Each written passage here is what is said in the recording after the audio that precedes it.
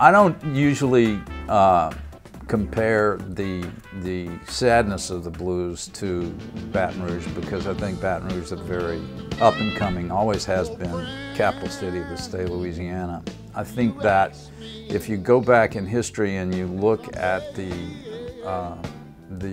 immigration into the United States from the West Caribbean and Africa, those people came into the United States through New Orleans, through Congo Square. And as those slaves were distributed throughout the South, up the Mississippi River, up Highway 61, up the railroad from New Orleans, which is where Highway 61 starts, then, you know, Baton Rouge being 70 miles to the west and north became a spot that those people came to, in addition to going further north into Mississippi and into Memphis and into Chicago.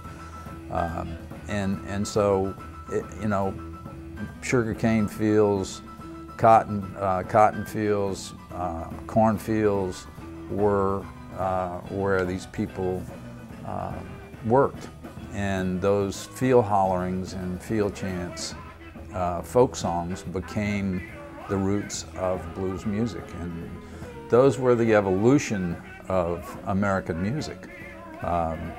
Those spirituals were basically folk songs that became blues songs, and then evolved into rock and roll.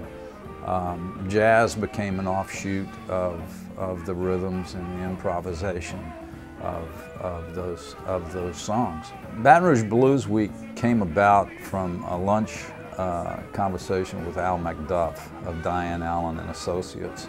And the concept was to do an event in Baton Rouge that would attract visitors for more than a 1 or 2 day stay, and to also show the rest of the state and the rest of the world that Baton Rouge had a lot to offer, especially blues artists and music and culture.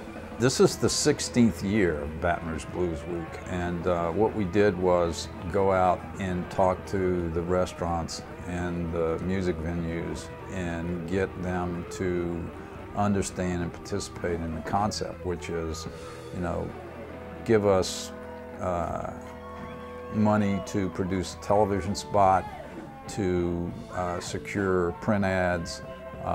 They book the bands, then we promote the shows, and if we got 3 or 4 or 5 venues that are doing shows all week long, and the Blues Festival is the culmination at the end of the week, then it has a lot of continuity, a lot of substance, and it's attractive to people that are coming into the state. They may be going to Lafayette for Festivals International, they may be going to New Orleans for Jazz Fest, but when they can see that blues festivals happen at the same time, then they can come to Baton Rouge for a day or two and see shows and go back to New Orleans or to Lafayette. We also came up with the idea of including blues dishes on restaurant menus.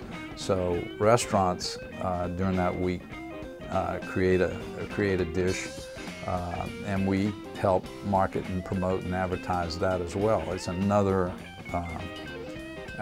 component of Blues Week.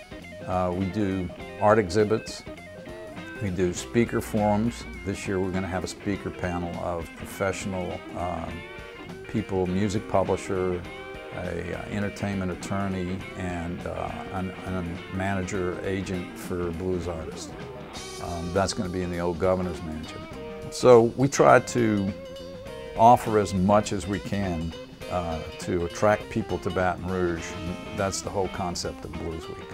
There's several websites for Blues Week. It's louisianasmusic.com, the Baton Rouge Blues Festival, and then the Baton Rouge Blues Foundation. Then there's also the Baton Rouge Blues Society. Those websites will list and give you all of the information.